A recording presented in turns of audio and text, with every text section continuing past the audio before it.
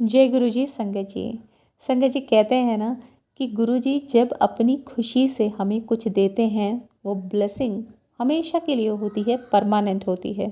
जब हम किसी से कोई कर्जा लेते हैं, उधार लेते हैं तो चुकाना पड़ता है ना। तो अगर हम ज़ोर ज़बरदस्ती करके बार बार प्रार्थनाएं अरदास करके उनसे कुछ ले भी लें और वो हमारे लिए सपोज सही भी होता है 1%, तो भी हमें कहीं ना कहीं तो वो चुकाना ही पड़ेगा संगत जी। अब हमें तो पता ही नहीं है कि हमारे लिए क्या सही है और क्या गलत है। कल कुछ ऐसा मांग लिया जो बिल्कुल ही बेकार हुआ हमारे लिए, तो हम क्या करेंगे।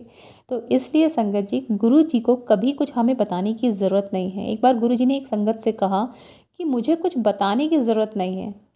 गुरु का लेवल जो है, स्तर है, इतना मत गिराओ कि तुम्हें उनके सामने बताने की ज़रूरत पड़े। तो मांगने की तो कतई ज़रूरत नहीं है। जब गुरु जी को पता है कि हम इस प्रॉब्लम से गुजर रहे हैं, तो उन्हें हमारे कर्म भी तो काटने हैं 10%, तो इतना तो वो झिलवाएंगे ही। और हम उसमें मचल जाते हैं और बोलने लगते हैं गुरु जी ये, गुरु जी वो, अभी दो, ऐसा दो, इंस्टेंटली चाहिए सब कुछ। तो संगत जी ऐसा नहीं होता। एक बार गुरु जी की पुरानी संगत जो रेगुलर चेकअप अपना कराती थी साल में, उनका जो शुगर है वो बढ़ा हुआ आया। तो डॉक्टर ने कहा मेडिसिन तो मैं तुम्हें अभी प्रिस्क्राइब नहीं कर रहा हूँ, इतना ज़्यादा हाई नहीं है, बट हाँ मिठाई छोड़ देना। 15 दिन बाद आंटी ने फिर से शुगर टेस्ट करवाया और इस बार शुगर बहुत हाई आया।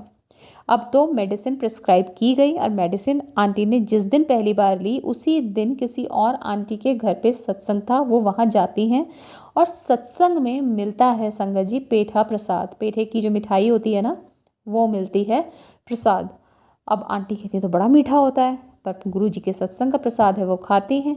उसके बाद जो लंगर उसमें परोसा जाता है, उस दिन उसमें हलवा प्रसाद तो होता ही है, साथ में पेस्ट्री भी दी जाती है।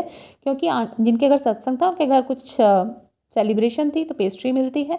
आंटी हाथ में पेस्ट्री लेकर बैठ जाती हैं, किसे घर ले जाऊं, किसे यहाँ खाऊं। फाइनली वो कहती हैं कि भैया यहीं खा लेती हूँ, यहीं खाना भी होता है। वो खा लेती हैं सारा मीठा। शुगर बहुत ज़्यादा हाई थी जबकि। और संगत जी जब वो शुगर नेक्स्ट डे चेक करती हैं तो इट वाज 110।